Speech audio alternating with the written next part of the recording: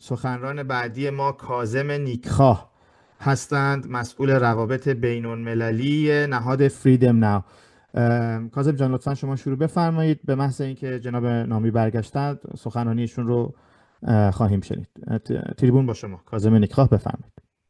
تشکر میکنم میلاد عزیز. منم از جانب فریدم ناو و همه دوستان عزیزی که در این نمایش شرکت کردند سپاس میگم. اول مهر و شاد باش میگم و همینطور به همه کارگران و همه کسانی که صدای ما رو میشنوند.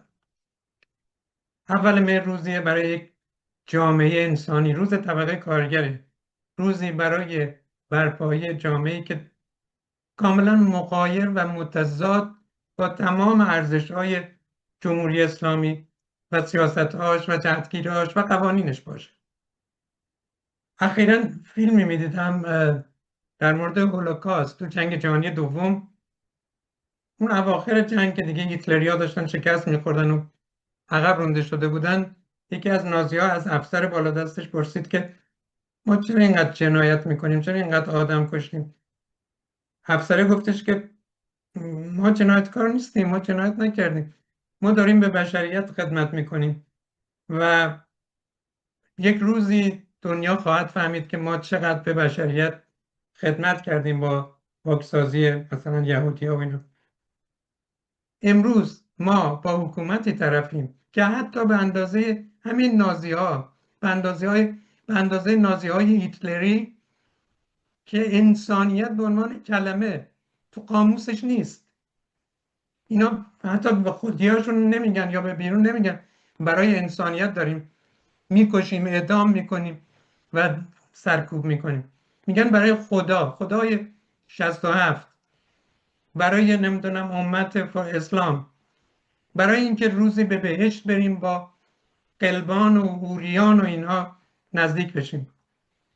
این جمهوری اسلامی است که ما تو قرن 21 باش روبرو هستیم. ما مردم، ما کارگران، طبقه کارگر می جنگه تا این نیروی خبیث ضد انسانی رو جارو کنه از این جامعه. هیچ ربطی این حکومت به این جامعه نداره.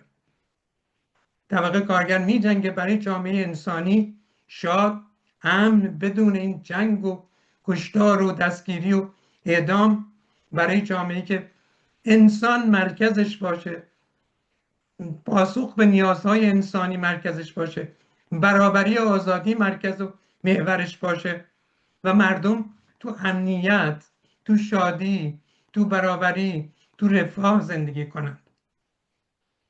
ما به عنوان فریدم ناو این تلاش ها رو دنبال میکنیم.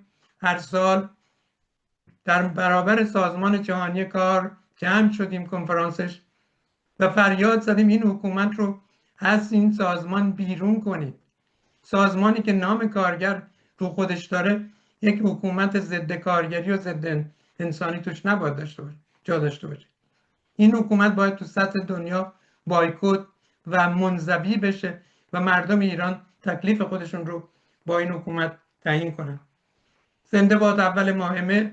به همه شما فرارسیدن اول ماه مهر رو شاد باش میگم. بار دیگه از همه دوستانی که شرکت کردن تشکر میکنم که در این نمایش شرکت کردید. به امید روزهای بهتر، به امید پیروزی و آینده بسیار امن و آزاد و برابر. تشکر میکنم. خیلی متشکرم هستم کاظم عزیز، خیلی ممنون. قبل از اینکه جلسه رو ادامه بدید